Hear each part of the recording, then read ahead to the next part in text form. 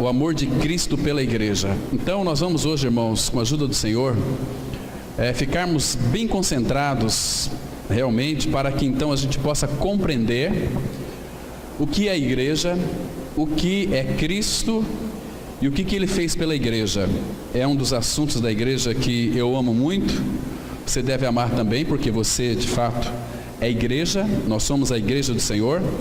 Então vamos começar aqui, irmãos, João, capítulo 1, versículo 18, nós vamos ler juntos. A palavra diz assim: ninguém jamais viu a Deus, o Deus unigênito que está no seio do Pai é quem o revelou. Vamos ter mais um tempo de oração. Amado Pai, nós te agradecemos, Pai, imensamente por esse tempo de reunião que nós iremos passar aqui juntos em torno e debaixo do nome do Senhor Jesus. Pai, nós estamos vivendo os últimos dias.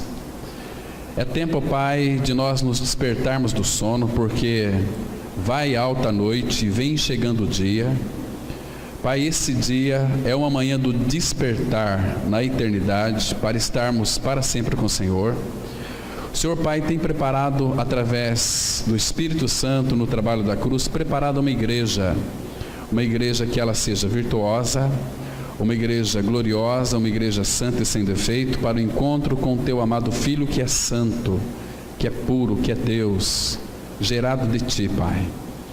Nessa manhã, que os nossos corações sejam abertos pelo Senhor, abra o nosso entendimento para compreendermos a Tua palavra e ministre a cada um de nós. É o que pedimos, no nome de Teu amado Filho Jesus, o nosso Salvador. Amém.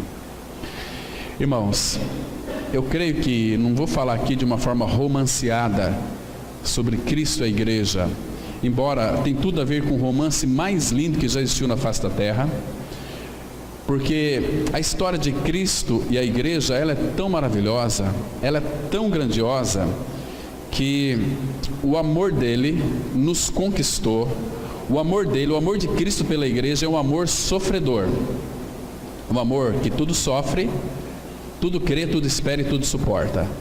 Então, dentro dessas, não dá para nós definirmos o amor dele, mas dentro daquilo que ele é amor, e pelo fato dele ser amor, porque ele e o Pai são a mesma essência, então ele provou este amor pela igreja, amando a igreja, morrendo pela igreja. A gente vai se encantar hoje com aquilo que nós vamos aprender da parte do Senhor para os nossos corações, para que a gente então sejamos edificados e o nosso coração seja mais conquistado para o Senhor.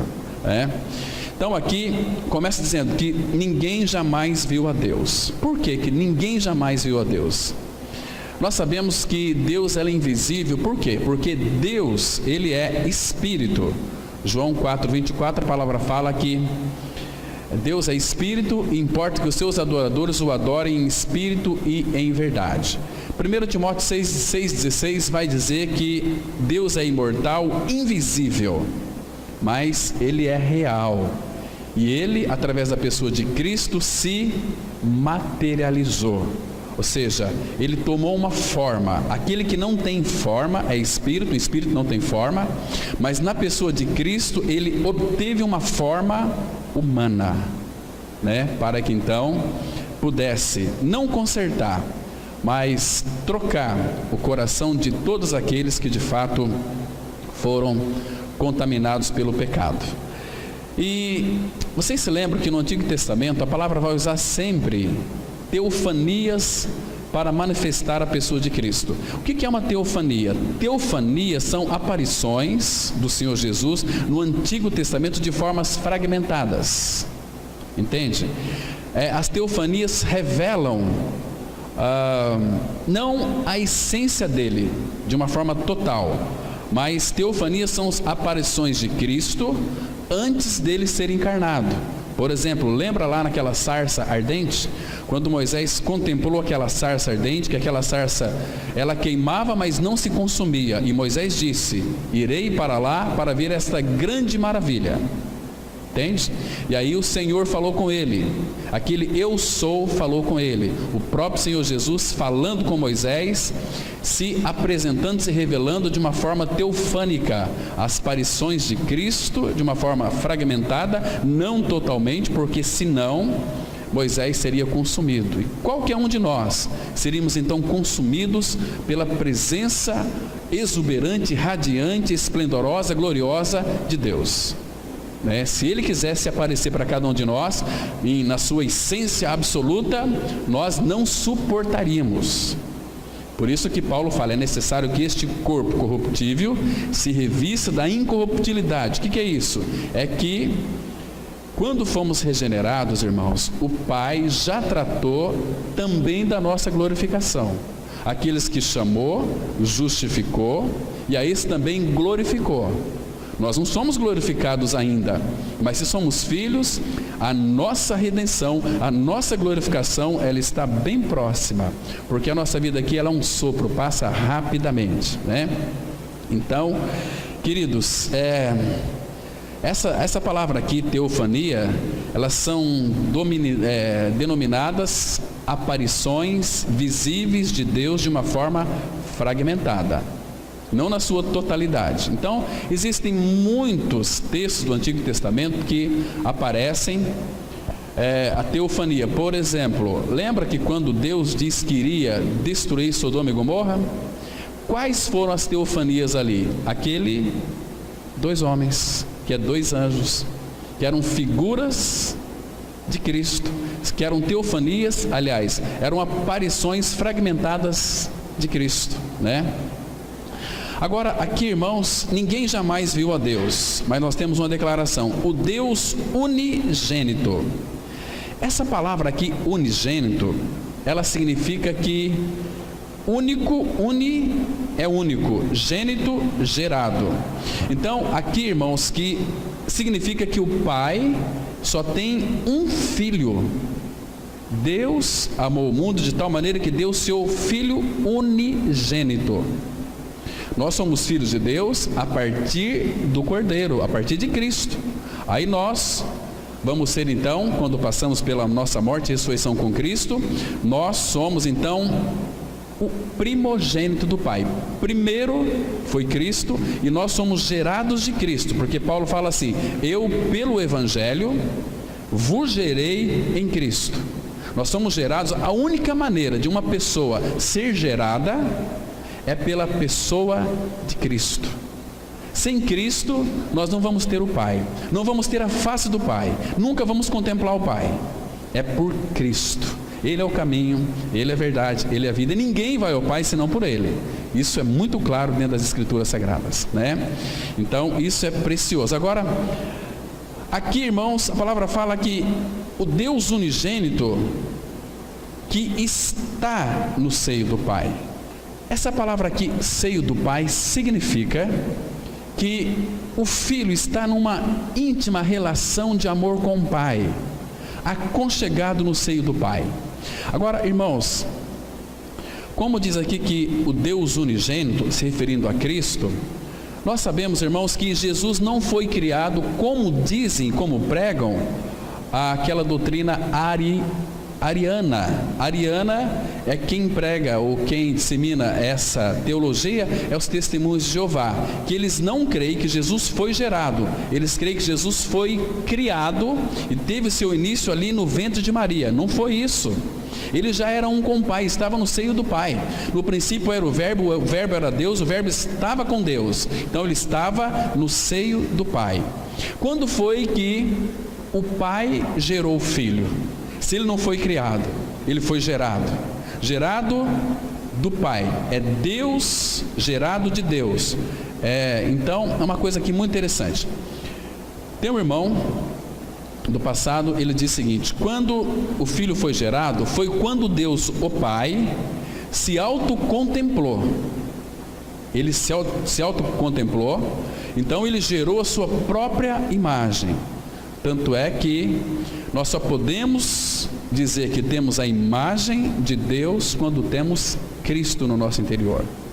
Todos que foram criados que estão em pecado, que vivem uma vida em pecado, mas são pessoas boas, são pessoas justas, elas não podem dizer que têm a imagem de Deus, porque a imagem de Deus é Cristo.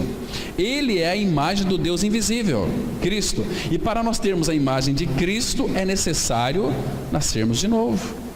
Não aceitar Jesus, mas crer em nossa inclusão no corpo de Cristo na cruz, na nossa morte com Ele, sepultamento com Ele, ressurreição junto com Ele. Aí nós temos Cristo. É não mais eu, mas Cristo vive em mim. Então nós temos, quando cremos na palavra, a imagem de Deus gravado em nosso interior, né? Porque Ele é vida, Ele é uma pessoa. Entende, irmãos? Então, seio do Pai. Essa aqui, irmãos, é uma frase hebraica mediante a qual se expressa a maior intimidade possível numa relação, numa vida humana, seio do Pai, né? Mas agora você imagina, irmãos, essa revelação de amor, seio do Pai. Quando a poesia hebraica ela interpreta isto, ele se refere para um entendimento mais acurado nosso, entre mãe e filho, aquela mãe que está alimentando seu filho no seio. É uma relação entre, também muito conhecida quando existe amor entre marido e mulher, um amor verdadeiro, genuíno. Essa também é a ideia. Agora, nós não podemos aqui mensurar ou medir o que significa o filho que está no seio do Pai. É algo assim que ultrapassa a nossa capacidade de pensar. Nós não temos palavras para poder falar de tão grande profundidade. Então, seio do Pai, porque entre Jesus e o Pai há uma intimidade completa, há uma intimidade total de relação e ininterrupta, né? Devido ao fato de que Jesus é tão íntimo de Deus, é um com Ele e pode revelar aos homens quem é o Pai. Jesus, ele disse assim, acompanhe comigo, abra lá em Mateus capítulo 11, versículo 27, porque quem pode revelar o Filho, o Pai para nós, aliás, é tão somente o Filho, ninguém mais pode. Por isso que é importante, irmãos, nós atentarmos e buscarmos diante do Senhor a revelação. Ele diz assim, 11 de Mateus, versículo 27, tudo me foi entregue por meu Pai. Agora preste atenção aqui, ninguém conhece o Filho, senão o Pai. E ninguém conhece o Pai, senão o Filho, e aquele a quem o Filho o quiser revelar. Irmãos, imagina só, nós sabemos que existem muitas pessoas que estão buscando a Deus, mas por que Deus não se revela a elas? Porque elas estão buscando a Deus, não porque querem a Deus, mas querem a solução do seu problema. Deus não vai se revelar para essas pessoas. Ele vai se revelar para aqueles homens e mulheres que o amam e o desejam, que não buscam as suas dádivas, mas busca o doador. Eu quero a Ele. Eu não quero aquilo que Ele possa me dar, embora isso seja uma realidade. Uma vez que eu estou em Cristo, a palavra fala em Hebreus 11:6, que Ele ama presentear os seus. Entende? Agora, muitas vezes nós incorremos um erro muito grande em querer buscar as coisas dele e não a Ele. Isso significa que o nosso foco, o nosso alvo está errado. Antes de tudo, temos que buscar ao Senhor. Ele fala, buscar-me-eis e me achareis, né? É tempo de buscar o Senhor, né? Porque estamos vivendo os últimos dias. Então, queridos, Ele veio para revelar o Pai. Lembra aquela linda pergunta de Filipe em João 14, versículo 9? Senhor, mostra-nos o Pai, isso nos basta. Que o Senhor respondeu para Filipe? Filipe, estou há tanto tempo convosco e não tendes me conhecido? Quem vê a mim, vê o Pai. Como dizes tu, mostra-nos o Pai? Entende? Então Ele veio revelar o Pai. Filipe estava diante do Deus encarnado. Ele disse assim lá em João 10:30, Jesus disse, eu e o Pai somos um. Quem vê a mim, vê o Pai, claro. E por que Jesus se fez carne, irmãos? pelo simples fato porque ele queria uma companheira, uma noiva, a igreja, né?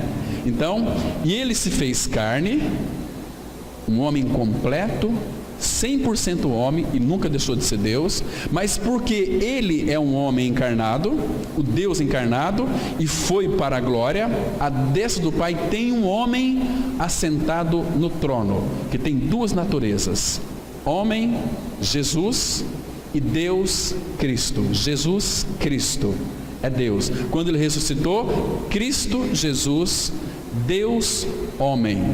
E Jesus Cristo, homem e também Deus. Essas duas naturezas que andam com o nosso Senhor, totalmente harmônica, Então ele soube viver uma vida de dependência do Pai aqui na face da terra. Agora, irmãos, em Cristo, o Deus que era tão distante, o Deus que era invisível, inalcançável, ele chegou aos homens. E ele não é estranho para cada um de nós. Ele é muito conhecido de nós, porque o Filho o revelou para nós.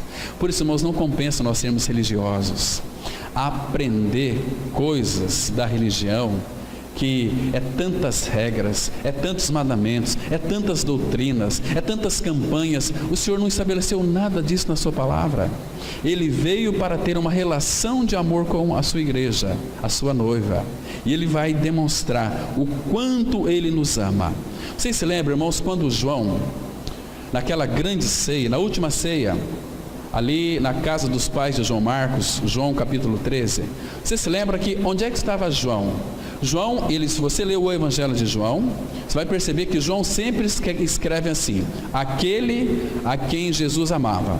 Então João, ele se sentia muito amado pelo Pai, então ele podia descansar no amor de Cristo, porque naquela grande ceia, onde é que estava João?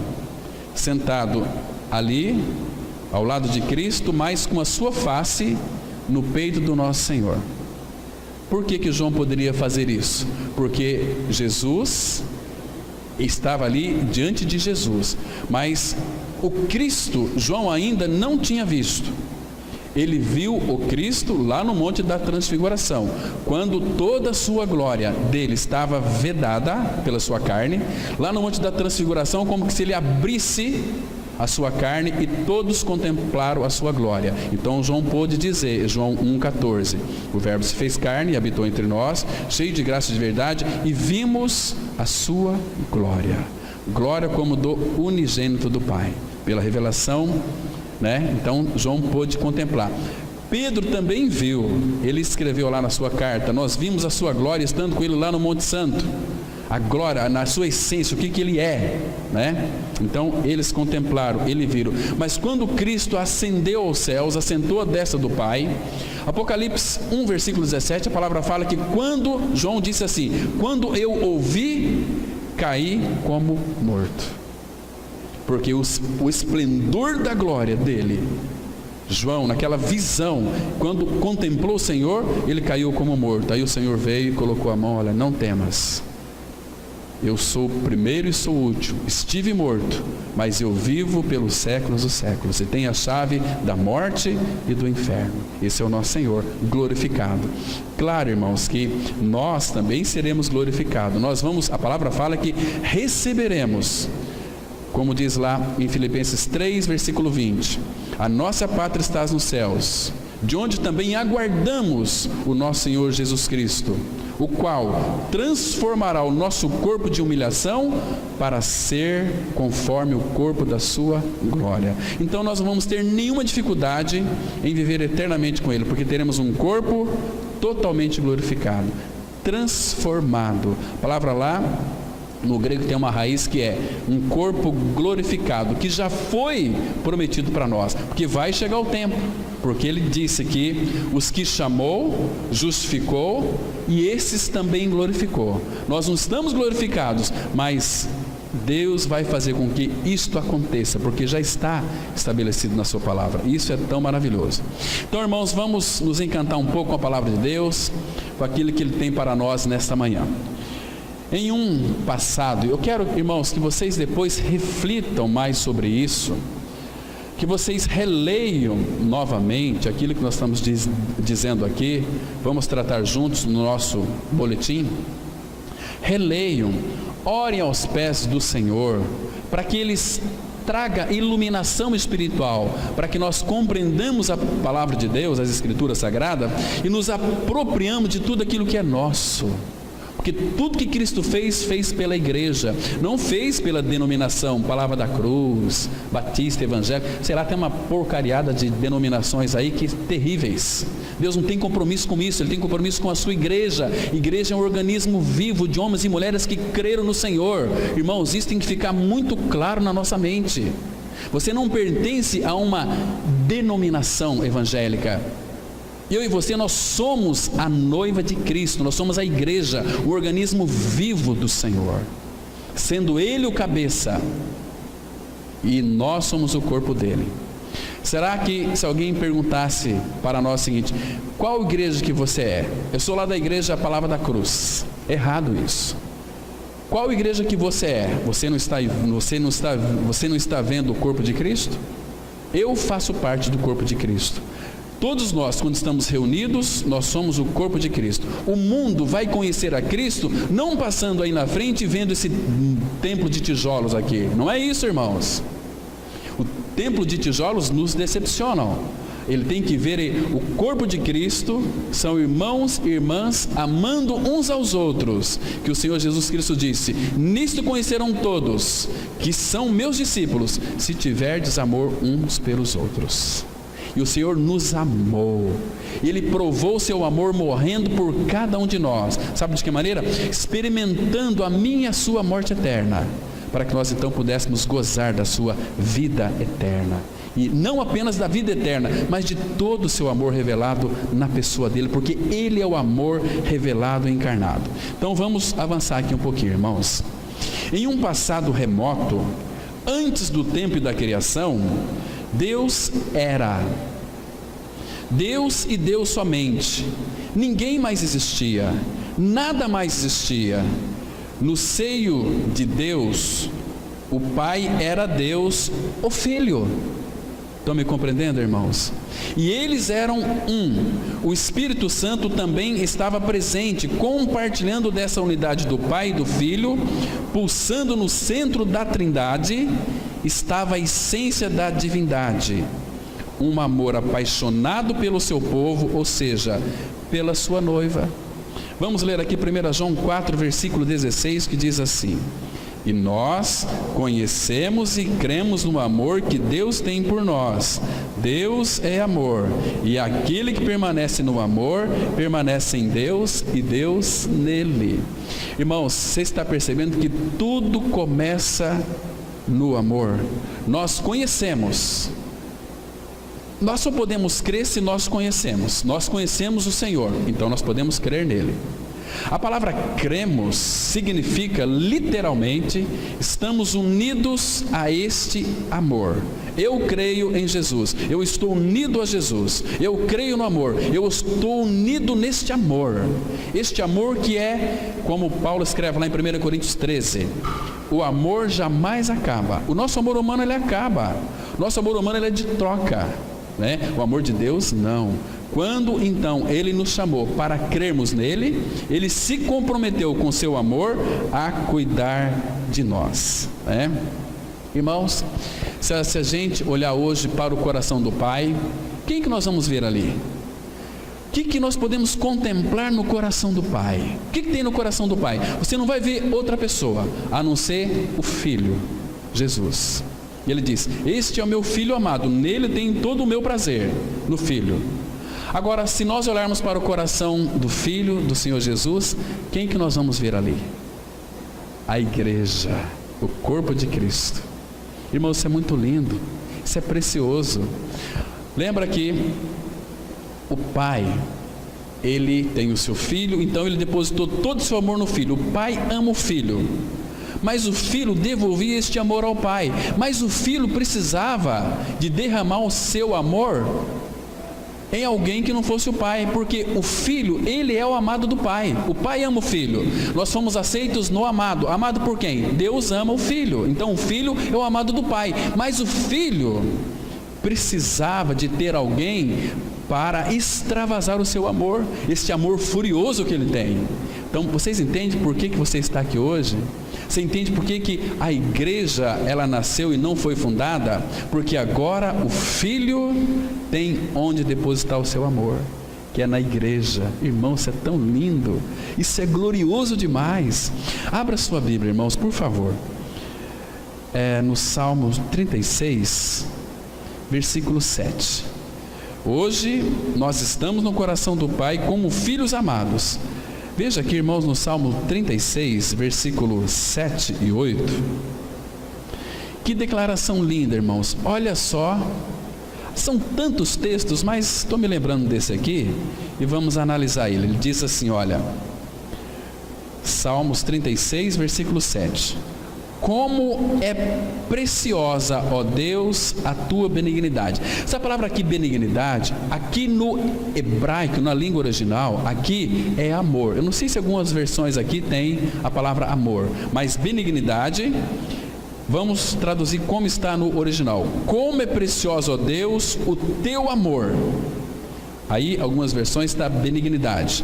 Então, por isso, por causa do teu amor, os filhos dos homens se acolhem à sombra das tuas asas. As sombras das asas do Pai é o lugar do nosso refúgio, né? Como aquela galinha, Jesus também usou no Novo Testamento aquela figura da galinha.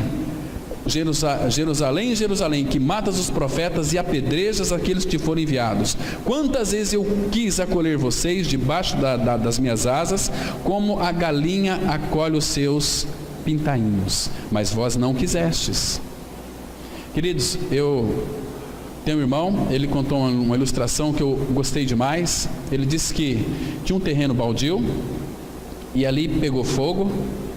Aí depois chamaram os bombeiros para apagar as chamas lá, porque tinha casas perto, e o bombeiros apagou a chama, e tinha um bombeiro assim, e viu um negócio preto, era uma galinha. Ele pegou e chutou aquela galinha morta, né, totalmente ali pelo fogo, e saiu ali os pintainhos que ela tinha colhido. Ela morreu, mas ela protegeu os seus filhos, e os pintinhos não morreu. Agora, irmãos, olha que lindo aqui. Como é precioso, ó Deus, o teu amor, a tua benignidade. Por isso os filhos dos homens se acolhem à sombra das tuas asas. Essa palavra aqui, filhos dos homens, sabe o que ela significa?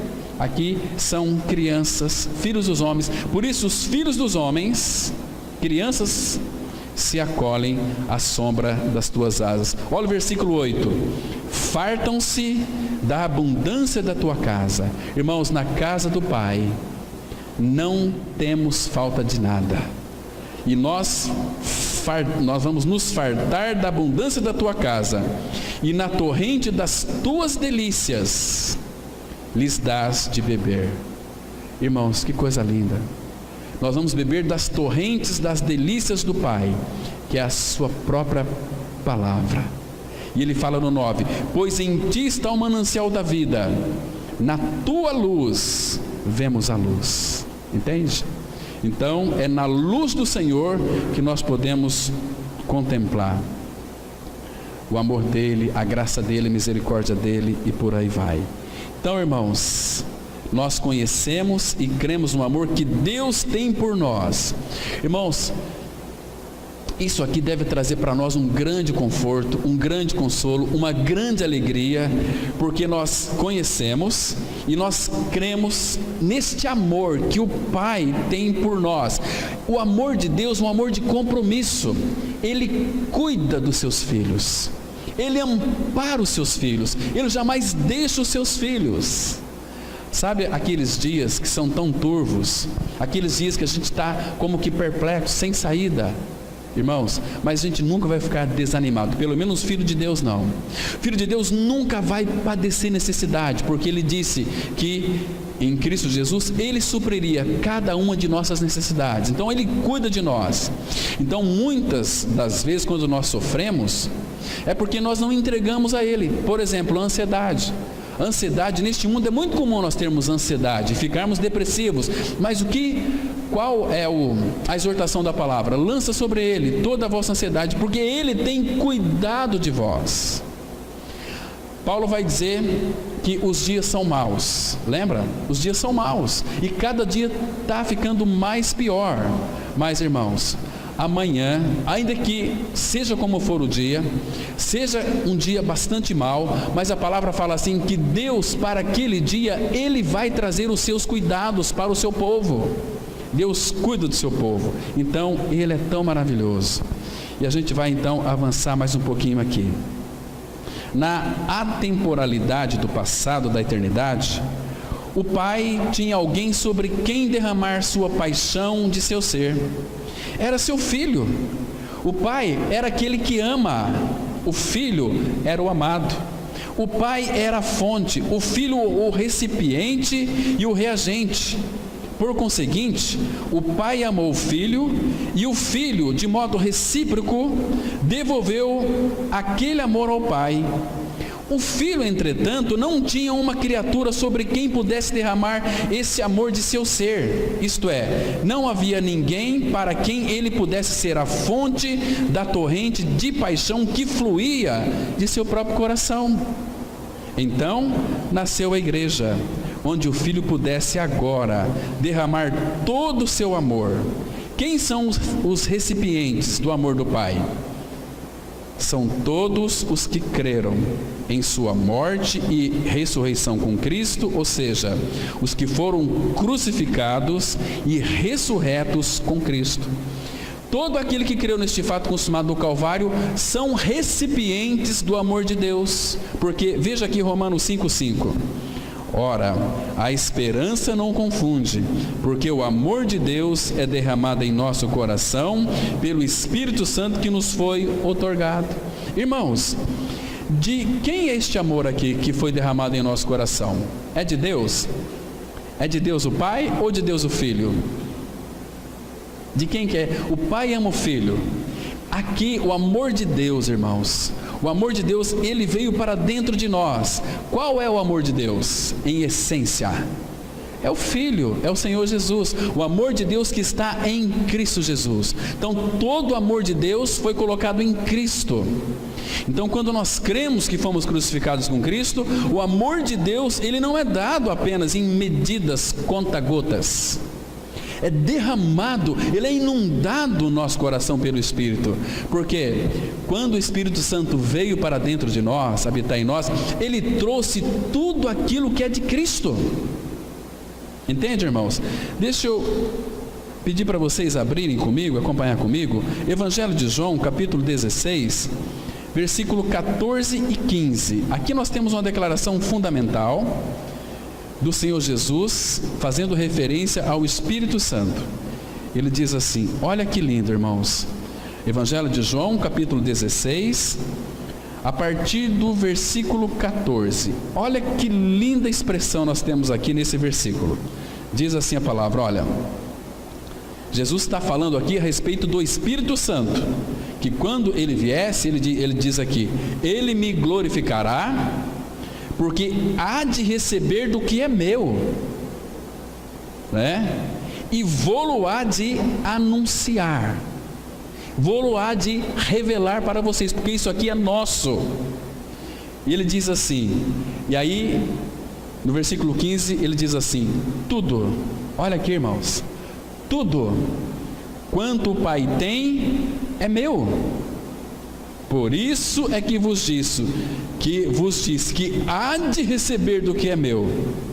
Aí, irmão, você está entendendo aqui, irmãos, que riqueza que nós temos? Você parou para pensar que tudo aquilo que o Pai tem, Ele passou para o Filho, e o Espírito Santo nos foi dado, e Jesus fala assim, tudo que meu Pai tem é meu, entende? Então agora, tudo que é meu, diz o nosso Senhor, eu vou passar para vocês. Irmãos, sabe que isso aqui cabe dentro da nossa mente? Perímetro de boné, cabeça de fósforo? Não dá para caber isso, porque é muita coisa. Tudo quanto o Pai tem é meu. Por isso é que vos disse que há de receber do que é meu e vou-lo há de entregar, que é o sentido aqui, anunciar. Porque ele não vai fazer anunciações teóricas, utópicas, mas anunciações reais para que nós nos apropriamos dela. Irmãos, como é que está a nossa vida com o Senhor, irmãos? Temos vivido uma vida derramada aos pés de Cristo? Ah, queridos, olha, se eu pudesse uma fumacinha para poder entrar nos seus ouvidos, descer no coração e mostrar toda a realidade, mas eu não posso. Nós temos simplesmente a pregação da palavra. Então, tudo isso aqui é nosso. O amor dele já foi derramado em nosso coração. Vocês se lembram lá em Gênesis capítulo 24, que Eliezer, um servo de Abraão, ele é uma figura do Espírito Santo. Então, a Rebeca, ela é uma figura da igreja. Se você ler Gênesis 24, então, Abraão falou o seguinte: você vai buscar uma noiva para o meu filho. Lembra? Então, aí mandou aquele Eliezer, servo de Abraão, e ele foi em busca de uma noiva. Então, qual foi a conversa que depois que ele encontrou a Rebeca, que a Rebeca tipifica a igreja, qual foi a conversa que ele então falou com os pais de Rebeca? Ele disse assim, ali é o servo de Abraão, figura do Espírito: o meu Senhor é muito rico, ele tem muitos dotes, ele é muito riquíssimo, e ele mandou vir aqui na casa da parentela dele para buscar uma noiva para o filho do meu senhor Abraão. Ele encontrou Rebeca, uma moça virgem, uma moça pura, uma moça formosa. Tudo isso é a igreja, irmãos. Então, e aí Rebeca foi com ele, mas antes eles fizeram a pergunta: olha, eu vou levar a Rebeca, o senhor vai me deixar? Não, deixa ela ficar conosco que mais uns 30 dias. Eu não posso, porque precisa de pressa, né? Então pelo menos 10 dias. Não, eu tenho que levá-la agora. Então ali é o servo de Abraão, porque sempre há resistência com relação à palavra: vai, não vai, vai, não vai. Então alguém falou o seguinte: não, pergunta para a Rebeca, pergunta para ela se ela quer ir ou se ela não quer ir. Abra lá em Gênesis capítulo 24. Gênesis capítulo 24, a partir do versículo 56, a palavra fala assim: olha, ele porém lhes disse: não me detenhais, pois o Senhor me tem levado a bom termo na jornada. Permite que eu volte ao meu Senhor. Disseram: chamemos a moça. Essa moça aqui é Rebeca, uma figura da igreja. Chamemos a moça e ouçamo-la pessoalmente. Chamaram, pois, a Rebeca e lhe perguntaram: queres ir com este homem? O que ela respondeu, irmão? Ela respondeu: irei com ele.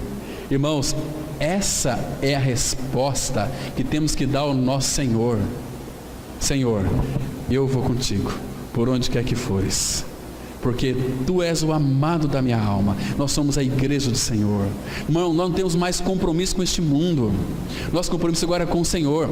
Tem muitos aí esperando a grande tribulação, o anticristo. Nós esperamos o nosso noivo para vir nos buscar. Nós somos a igreja de Cristo, a noiva de Cristo. Isso é tão maravilhoso. Então, mas para isso, o que ele fez? Ele derramou o amor dele em nosso coração, pelo Espírito Santo que nos foi dado. No fundo do coração do Filho de Deus havia um amor furioso, consumidor. Como Deus, o Pai, Deus, o Filho, desejava ser a fonte daquele amor por outro. Entende? Porque o Pai ama o Filho. E o Filho vai amar a quem? Ele precisa ter alguém para amar. Por isso que nasceu a igreja. Por isso que o Pai criou o homem, para que o Filho tivesse um relacionamento, tivesse onde depositar todo o seu amor. Imagina viver nessa relação de amor com o Filho eternamente. Maravilhoso, irmãos, né?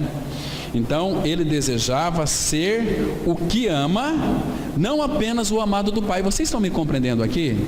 Que Cristo queria ter alguém para amar, não tão somente ser amado, porque este amor que o Pai tinha por ele, ele devolveu ao Pai, mas ele precisava de alguém para amar, para depositar, despejar todo o seu amor. Então aí, irmãos, nasceu a igreja. Vamos ler aqui Apocalipse 1, versículo 5. e da parte de Jesus Cristo, a fiel testemunha, o primogênito dos mortos e o soberano dos reis da terra, aquele que nos ama e pelo seu sangue nos libertou dos nossos pecados. Irmãos, não tenha dúvida, nunca duvide do amor de Cristo por mim e por você. Aquele que nos ama e pelo seu sangue nos libertou dos nossos pecados. Irmãos, Cristo, por causa da sua igreja, Ele venceu tudo, venceu o pecado, venceu o diabo, venceu a morte, Ele venceu tudo. Depois que Ele venceu tudo, cumpriu tudo, depois que a igreja nasceu. Antes disso ela não podia ter nascido. Então, este amor de Deus em Cristo Jesus, esta relação de casamento, porque Ele nos despojou, o que é despojar? Sim, desposar, não despojar. Desposar é uma moça prometida em casamento. Ele veio, então nós, cremos no Senhor, somos agora a noiva de Cristo, mas Ele vai voltar para buscar sua noiva para o casamento. Mas irmãos, Ele sofreu tudo, então Ele nos deu vitória sobre todas as coisas. Vamos ler um texto em Romanos capítulo 8, versículo 35 até o 39. Veja aqui que coisa mais linda que nós temos da parte do nosso Senhor Jesus para os nossos corações. Olha só. Então, este amor já foi colocado em nosso coração. Nós já temos o amor de Deus em nós, que é a pessoa de Cristo vivendo e habitando em nós. Aí ele diz assim no versículo 35, olha só, ele faz aqui umas perguntas. Romanos 8,35, quem nos separará do amor de Cristo? Quem? Aí ele faz uma pergunta, será tribulação? Será angústia? Será perseguição? Será fome? Será nudez? Será o perigo? Será a espada, que é a morte? Quem nos separará? Aí no 37 ele diz assim, em todas estas coisas, porém, somos mais do que vencedores, por meio daquele que nos amou. Então não tenha dúvida do amor dele. Aí olha o versículo 38, porque eu estou bem certo, nós temos que estar bem certo também, de que nem a morte, nem a vida, nem anjos, nem principados, nem as coisas do presente, nem do porvir, nem os poderes, nem a altura, nem a profundidade, nem qualquer outra criatura poderá separar-nos do amor de Deus que está em Cristo Jesus, nosso Senhor. Está vendo, irmãos? Quem pode nos separar mais deste amor? Ele é o nosso noivo. Ele venceu todas as coisas. Então a noiva pôde nascer nessa terra. O diabo não tem mais poder sobre a igreja. Não toqueis nos meus ungidos, o maligno não lhe toca, porque nós somos a noiva dele, somos as meninas, a menina dos olhos do nosso Senhor. Quem tocar em nós está tocando no próprio Senhor. Essa ideia aqui tão maravilhosa. Então, irmãos, tudo que Ele fez por nós foi por amor. Tem um pessoal que fala que foi pela dor. Mentira, sempre foi pelo amor. Mas no Antigo Testamento fala que foi pela dor. Mentira, tudo é pelo amor. Abra lá, tem um texto em Deuteronômio capítulo 23. Deuteronômio 23, versículo 4 e 5, que vai expressar também este amor tão precioso do nosso Senhor pela sua igreja, embora lá era tão somente figuras. Deuteronômio 23, versículo 4 e 5, diz assim a palavra: porquanto não foram ao vosso encontro com pão e água no caminho, quando saieis do Egito, e porque alugaram contra ti Balaão, filho de Beor, de Petor, da Mesopotâmia, para te amaldiçoar. Porém, o Senhor teu Deus não quis ouvir a Balaão, antes trocou em bênção a maldição. Irmãos, só um pouquinho aqui. Uma vez que você é filho de Deus em Cristo Jesus, você tem convicção dessa verdade, que você é um filho de Deus, não um crente religioso, mas um filho de Deus. todas as maldições que são lançadas contra você e contra mim, Deus transforma as maldições em bênção. Por que Ele faz isso? Olha o final do versículo 5 aqui. Trocou em bênção a maldição, porquanto o Senhor teu Deus te amava. Tudo que Ele faz é baseado naquilo que Ele é. Deus é amor. Então tudo que Ele faz baseado no seu amor. Vamos avançar. Irmãos, eu gostaria que vocês contemplassem esse Deus Pai cheio de amor. Na verdade, Deus está perfeitamente satisfeito consigo mesmo, mas, porque Ele é amor, não está contente em ser perfeito em si mesmo. Por essa razão, Deus, o Filho, quis alguém em quem pudesse derramar o amor que enchia todo o seu ser, o mesmo que o Pai derramou sobre Ele. Desse modo, o amor eterno e superabundante de Deus exigiu um receptáculo que não fosse parte da Trindade. Foi então que esse desejo reprimido provocou o desejo do Filho por uma companhia e também fez com que o Pai agisse em lugar do Filho. Era como se Deus, o Pai, dissesse, e nós vamos ler Gênesis 2, verso 18.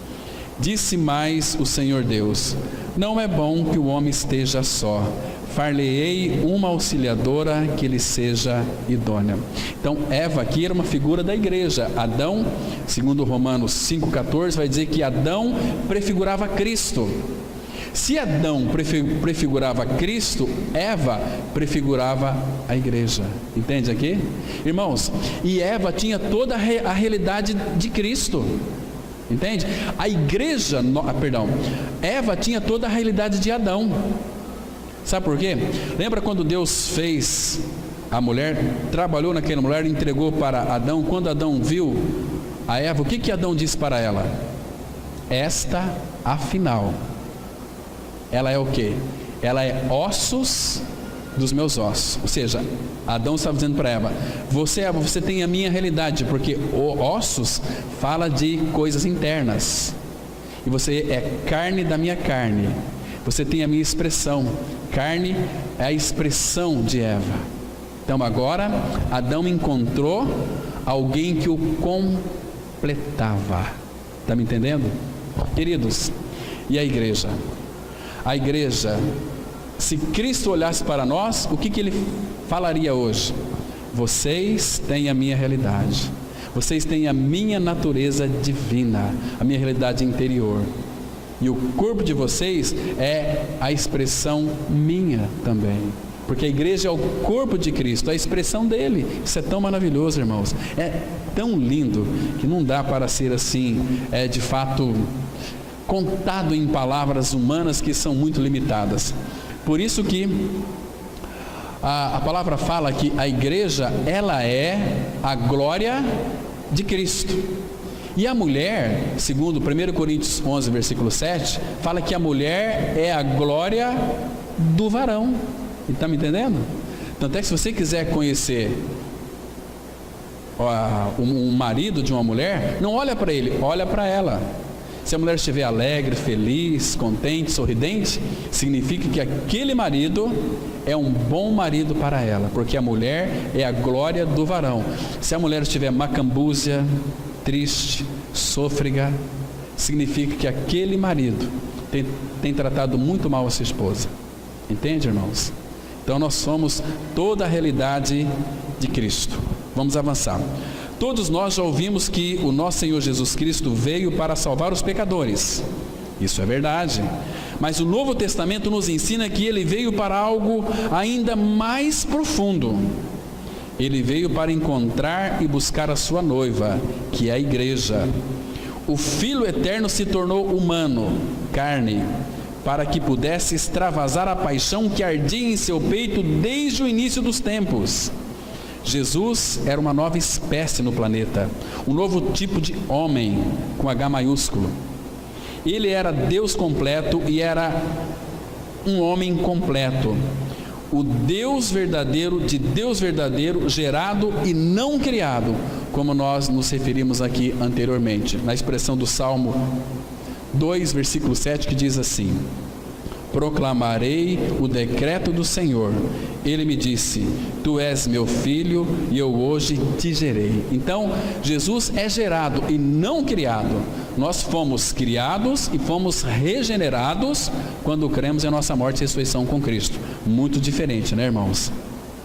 Então, o que Deus cria não é divino. O que Deus gera é divino. Nós somos regenerados. Nós não somos divinos, mas temos a natureza divina. Hoje nós somos homens e mulheres espirituais, vivenciando uma experiência humana. Entende? Até a volta de Cristo. Irmãos, é tão lindo saber que o nosso Senhor Jesus, ele foi gerado dentro do próprio Deus. Deus, o Pai, gerou o Filho dentro da sua eternidade, contemplando a si mesmo, gerando a sua própria imagem. Isso de fato é esplendoroso, né? Vamos avançar aqui. Certa vez, alguém me perguntou: por que Jesus Cristo não se casou? Respondi-lhe: porque a noiva de Cristo estava dentro dele desde os tempos eternos. Agora compreendemos por que Jesus nunca se casou enquanto esteve aqui na terra, porque sua noiva, a igreja, estava dentro dele. O intento ardente do Senhor era ter uma companheira, assim como Adão obteve sua noiva. Como Adão, o Senhor foi induzido a um profundo sono.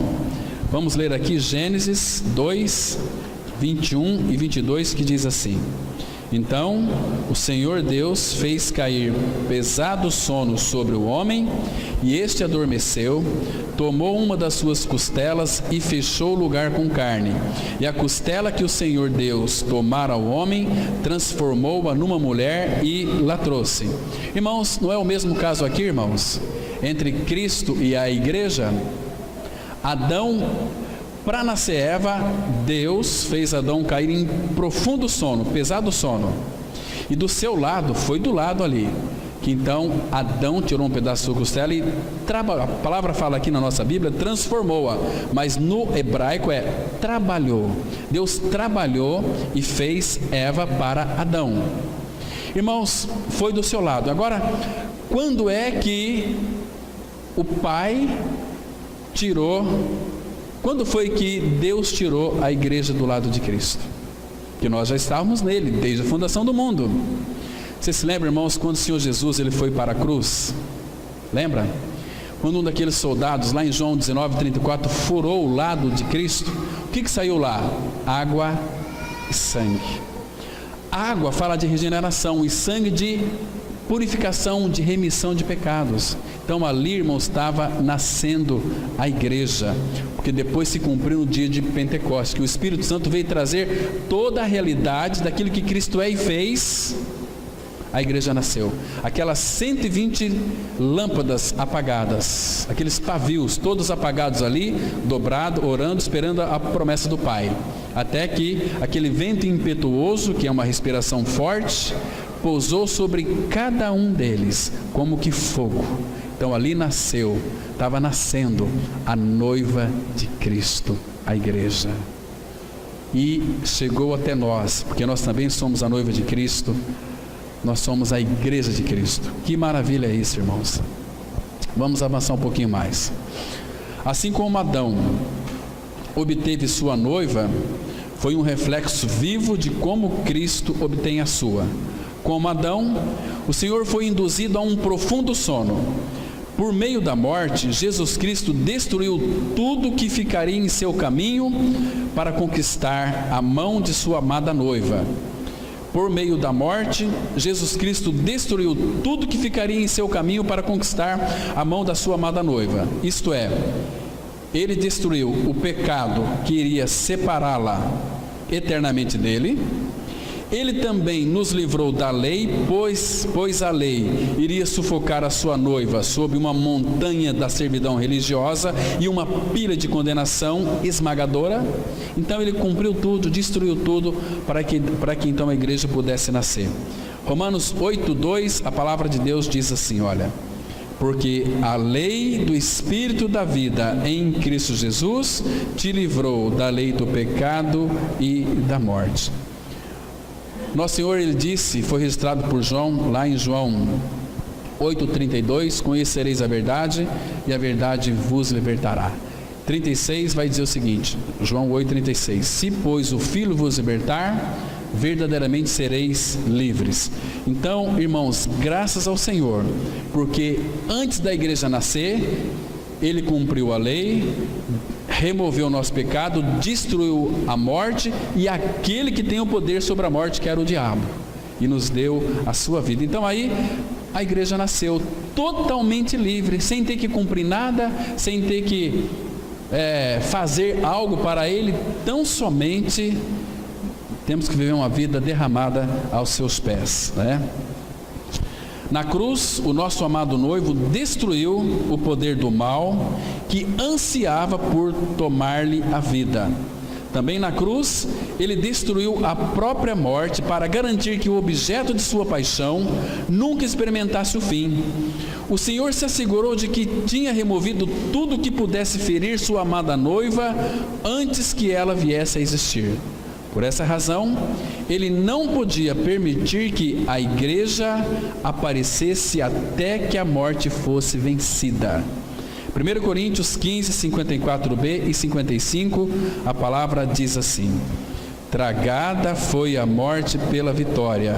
Onde está, ó morte, a tua vitória? Onde está, ó morte, o teu aguilhão ou o teu ferrão? Irmãos, que lindo aqui. A morte foi engolida pela vitória, porque a morte nos separaria do nosso Senhor. Então Ele venceu a morte, Ele destruiu a morte na sua morte na cruz, morrendo para a morte, para que nós pudéssemos então receber uma preciosa vida, a vida de Cristo. Quer ver só que lindo? Abra lá em Isaías capítulo 25. Vamos ler aqui 2 versículos apenas. Isaías 25, versículo 8 e 9. Era uma profecia que se cumpriu lá naquela cruz, no corpo santo de Cristo. Porque agora, irmãos, com a vida de Cristo em nós, nós não podemos mais morrer. Diz assim, Isaías 25, 8 e 9. Essa palavra aqui, tragada, significa engolida, vencida, né? Tragada a morte para sempre.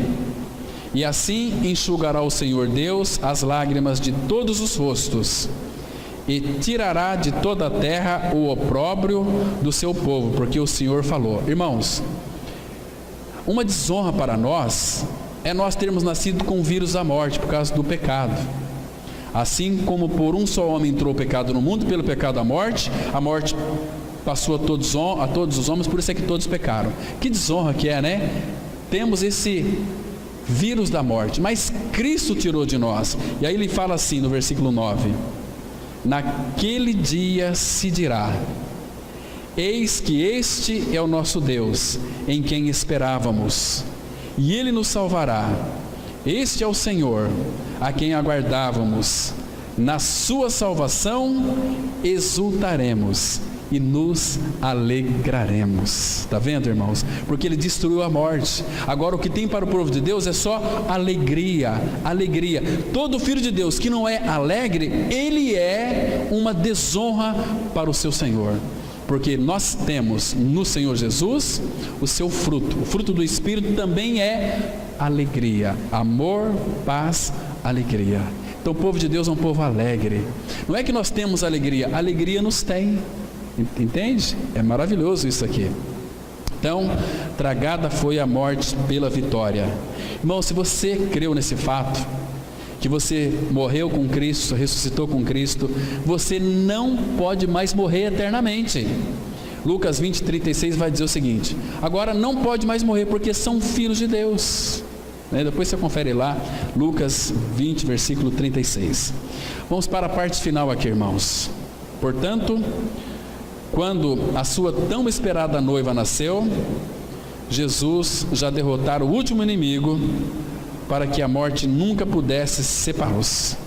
Que amor inexplicável, que paixão avassaladora, que compromisso duradouro. Jesus Cristo planeja passar a eternidade amando sua amada igreja. Quando a igreja nasceu, ela nasceu completamente livre de tudo o que poderia destruí-la. Assim sendo, ela está livre para amar o seu noivo e Salvador. Quando Cristo suportou a cruz, ele contemplava a alegria que lhe estava proposta, e aquela alegria era a sua noiva. Hebreus 12:2 diz assim a palavra: olhando firmemente para o autor e consumador da fé, Jesus, o qual, em troca da alegria que lhe estava proposta, suportou a cruz, não fazendo caso da ignomínia, está sentado à destra do trono de Deus. Está vendo aqui, irmãos? Que maravilha! Então, ninguém mais pode destruir a igreja. Foi Jesus quem falou. Olha, que as portas do inferno não prevalecerão contra a igreja. Não confunda igreja com denominação. Igreja é homens e mulheres que creram no Senhor Jesus Cristo. Então, irmãos, Cristo está sentado à destra do trono de Deus, fazendo o quê? Esperando a sua noiva. E nós estamos esperando Ele, né? Então, irmãos, este é o amor de Cristo pela sua igreja. Amém. Vamos ter uma palavra de oração. Obrigado, querido Pai Celestial, porque teu amor é incomparável. Teu amor foi um amor provado por cada um de nós. Porque na cruz, o nosso Senhor Jesus, Ele experimentou a morte por cada um de nós, para que pudéssemos então viver pela sua vida. Oh Pai, que a Tua palavra seja revelada aos nossos corações, que o nosso coração se incline para Ti. Cuida do nosso coração, Pai. Ele é muito tendencioso a desviar de Ti. Tem misericórdia de todos nós, que somos hoje a Tua igreja, a Tua noiva. Continue falando conosco, Pai. É no nome de Teu Filho que nós oramos. Amém.